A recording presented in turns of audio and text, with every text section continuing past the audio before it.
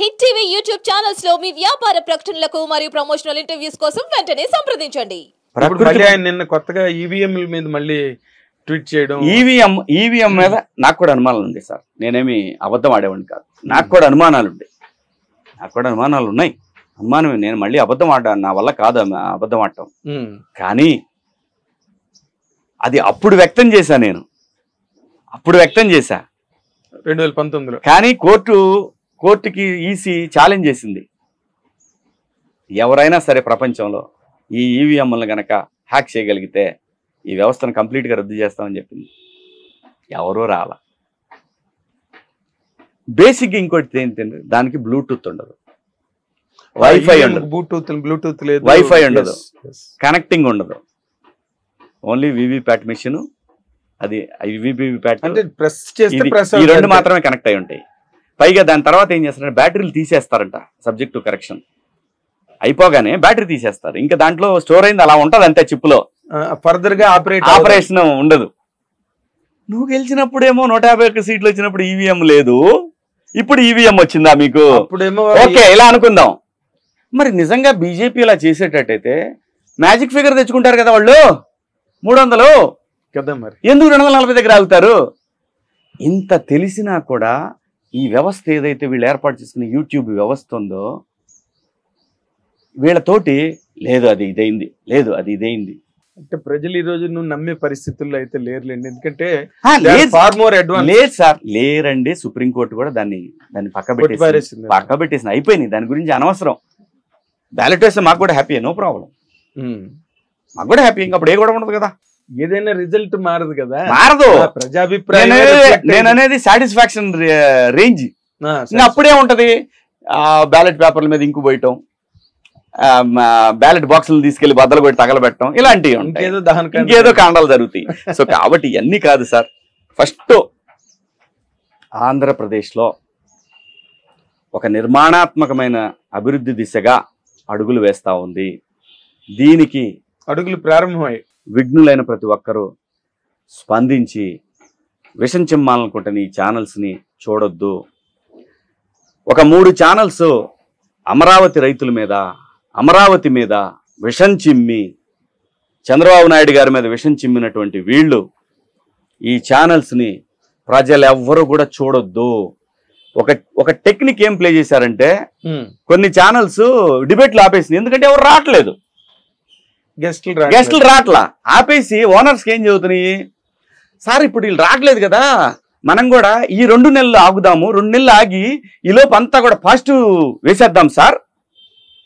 Positive వేసేసి ఇంకా తర్వాత మనం ఏదోటి మేనేజ్ చేసుకొని మళ్ళీ లైవ్లు పెడదామండి, మళ్ళీ మొదలు పెడదామని చెప్తున్నారు.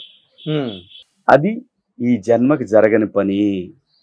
క్షమాపణలు చెప్పి ఎవరైతే ఈ అతి తెలివి 10th క్లాస్ జర్నలిస్టులు ఎవరైతే ఉన్నారో, స్టాన్ఫర్డ్ లో 10th క్లాస్ చదువుకున్న జర్నలిస్టులు ఎవరైతే ఉన్నారో, స్టాన్ఫర్డ్ లో వీడు ఒకడున్నాడు, పొట్టోడు ఒకడు ఉన్నాడు, వాడు స్టాన్ఫర్డ్ 10th క్లాస్, గుంటూరులో స్టాన్ఫర్డ్ ఉంటది, దాంట్లో 10th క్లాస్ వాడు.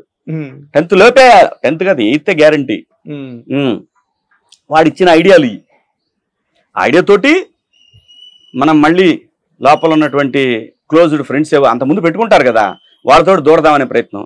మరి అటువంటిప్పుడు చంద్రబాబు నాయుడు గారి కుటుంబాన్ని, ఆయన సతీమణ్ణి, ఆయన కొడుకుని, ఆయన కోడల్ని రోడ్ల మీదకి లాగిన ఈయన బిడ్డల్ని వాళ్ళు క్షమిస్తారా? సమస్య లేదు.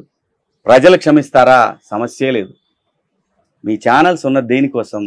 ప్రజలకి ప్రభుత్వానికి మధ్య ప్రజల పక్షాన నిలబడి పోరాటం చేయటానికి, మీ సొంత ప్రయోజనాల కోసం, మీరు డబ్బులు సంపాదించుకోవటం, మీ బిడ్డల భవిష్యత్తుల కోసం 6 కోట్ల మంది ప్రజల బిడ్డల మీద మీరు విషం చిమ్ముతా ఉంటే ప్రజలు చూస్తారా?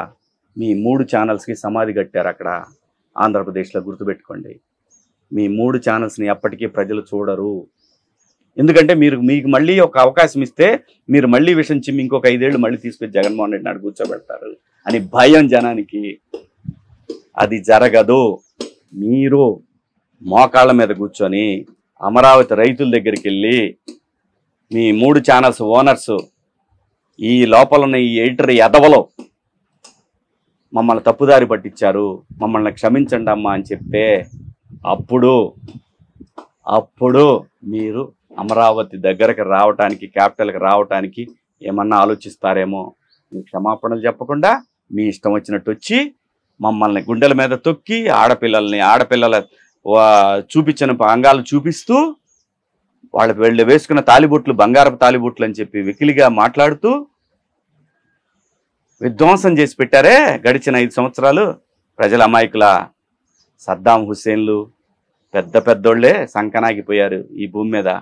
మీరంతా మీ సంపాదనలు ఎంత, మిడిమిడి సంపాదన మీదంతా ఎక్కడి నుంచో ప్రజలను దోచుకొని ఛానల్స్లో మీరు చేస్తున్న విశృంఖలత్వాన్ని చూస్తూ ఊరుకుంటారా ప్రజలు?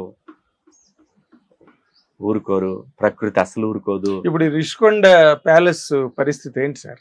ఏమంటే తెలియదండి. ఆయన ప్రభుత్వం నిర్ణయించాలా, మనం ఊరికే ఫేక్ న్యూస్లు చెప్పినా ఉపయోగం ఉండదు. అదేలే. అది ఎటు కాకుండా నాకు హోటల్కి ఎలా చేస్తారో తెలియదు. మళ్ళీ ఏమైనా రూములు రెనోవేషన్ చేసి రెనోవేషన్ అంటే కొత్తగా ఏమైనా పార్టీషన్లు చేసి రూములు పెడతారా, లేదన్నా ఒక ఐకానిక్ హోటల్ లాగా ఏదన్నా కన్వెన్షన్ ప్రైవేట్ సంస్థకి ఇవ్వాలండి. డబ్బులు వస్తే ఆ డబ్బులతోటి ప్రజలకు ఉపయోగపడే పనులు, రెవెన్యూ జనరేషన్, ఇది ఇంపార్టెంట్ అనేది అనిపించిందండి నాకు. నా వ్యక్తిగత అభిప్రాయం. అక్కడ ఏం జరుగుతుందో ఇంకా మనకు తెలియదు. బట్ దాని మీద అయితే ఇప్పుడు ఒక నిఘా జరుగుతోంది. అసలు ఏంటి ఇది, ఎలా చాలా ఉంటాయి సార్. నేను నిజం చెప్తున్నా కదా సార్, ప్రజలకు ఎప్పుడూ అర్థమైపోయిందండి. పథకాలు ఇస్తే ఇయ్యరు సార్. ఇప్పుడు వీళ్ళంతా కూడా ఈ బ్యాచ్ ఉంది కదా, ఈ ఉండవల్లి, ఈ తెలకపల్లి, ఈ సాయి, ఈ బ్యాచ్లు ఉన్నాయి కదా, IYR, ఈ బ్యాచ్లు ఉన్నాయి కదా, వీళ్ళంతా ఇప్పుడు మీరు ఆ పథకాలు చెప్పారు ఏంది అది వాళ్ళు ప్రజలు అడుగుతారు. మీరు ఎవరు అడగటానికి? మీరు అడిగినా కానీ అవడబడుచుకుంటాడు. వాళ్ళకి తెలుసు వాళ్ళకి ఏమేమి జరుగుతాయో, మంచి చెడులు అన్నీ వాళ్ళకి తెలుసు. చేయగలిగి చెప్పారు.